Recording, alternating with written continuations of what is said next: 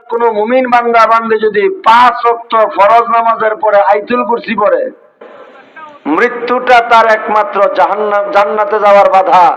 মৃত্যুবরণ করবে, সোজা মালিকের জান্নাতে চলে যাবে। হাবিবে কিবরিয়া সরকারে দো আলম নবী অন্য আরেক হাদিসে বলেন, আল্লাহর কোন মুমিন বান্দা বান্দি যদি মাগরিবের নামাজের পরে সূরা হাসরের শেষের 3টা আয়াত তেলাওয়াত করে, তাহলে ফজর পর্যন্ত, আবার ফজরের পরে 3টা আয়াত তেলাওয়াত করলে মাগরিব পর্যন্ত 70,000 রহমতের ফেরেশতা তার জন্য মাগফিরাতের দোয়া করতে থাকে। আপনার আমার পয়গম্বর অন্য আরেক হাদিসে বলেন, আল্লাহর কোন মুমিন বান্দা বান্দি যদি মাগরিবের ফরজ নামাজের পরে এই দোয়াটা মাত্র 7 বার পড়ে, কয়বার? আল্লাহুম্মা আজরিনি মিনান নার, আল্লাহুম্মা আজরিনি মিনান নার, আল্লাহুম্মা আজরিনি মিনান নার। সরকারে দো আলম নবী বলেন, আল্লাহর কোন মুমিন বান্দা বান্দি যদি মাগরিবের ফরজ নামাজের পরে এই দোয়াটা মাত্র 7 বার পড়ে নেয়, আর সুবহে সাদিকের আগে গোটা রাত্রের ভিতরে যদি লোকটা মারা যায়, তাহলে সে জাহান্নাম থেকে মুক্তি পায়া সোজা মালিকের জান্নাতে চলে যায়। কয়বার? জোরে বলে না, কয়বার? হাবিবে কিবরিয়া আরো বলেন, আবার এই দোয়াটা ফজরের ফরজ নামাজের পরে আল্লাহর কোন মুমিন বান্দা বান্দে যদি মাত্র 7 মর্তবা 7 বার পড়ে নেয়, আর গুরুবে শামস সূর্য ডোবার আগে গোটা দিনের ভিতরে যদি লোকটা মারা যায়, তাহলেও সে জাহান্নাম থেকে মুক্তি পায়া সোজা মালিকের জান্নাতে চলে যায়। এই দোয়াটা 7 বার পড়তে 7 ঘন্টা লাগবে? সবাই বলে না। 7 মিনিট লাগবে?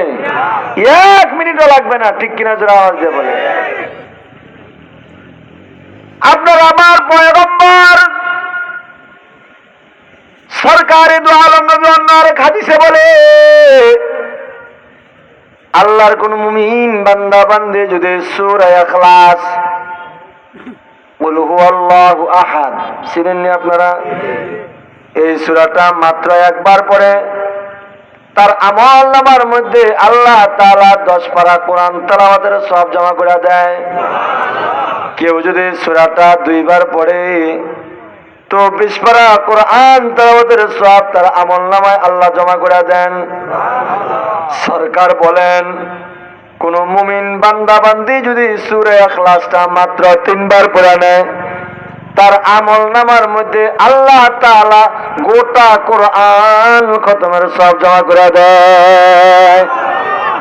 3 বার কুল হুয়াল্লাহ সূরা পড়লে 1 খতম কোরআনের সওয়াব পাওয়া যায়। 3 বার কুল হুয়াল্লাহ সূরা পড়ার জন্য আমার মতো বক্তা হওয়া লাগবো? হুজুরের মতো বড় আলেম হওয়া লাগবো? জোরে কথা কয় না। মুফতি সাহেব হওয়া লাগবো? মসজিদের ইমাম হইতে হবে?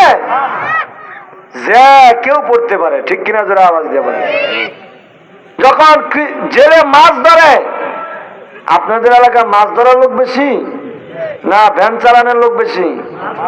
যখন জেলেরা মাছ ধরে নদীতে, তখন যদি জিহ্বা নাড়াচাড়া করে 3 বার কুল হুয়াল্লাহ সূরাটা পড়ে নেয়, সরকার দো আলম বলেন, ওই জেলের আমল নামাও আল্লাহ 1 খতম কোরআনের সওয়াব সাথে সাথে জমা করে দেয়।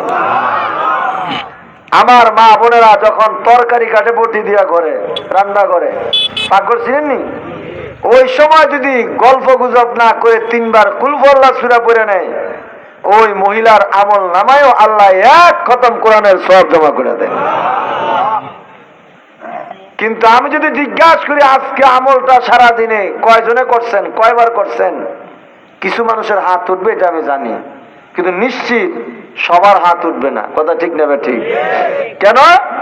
অনেকে বলবে, হুজুর হয়তো আমরা আমলটা জানিই না। কথা ঠিক নেবে? ঠিক। অনেকে বলবে, হুজুর জানি কিন্তু সময় পাই না। আমল করার কি পাই না?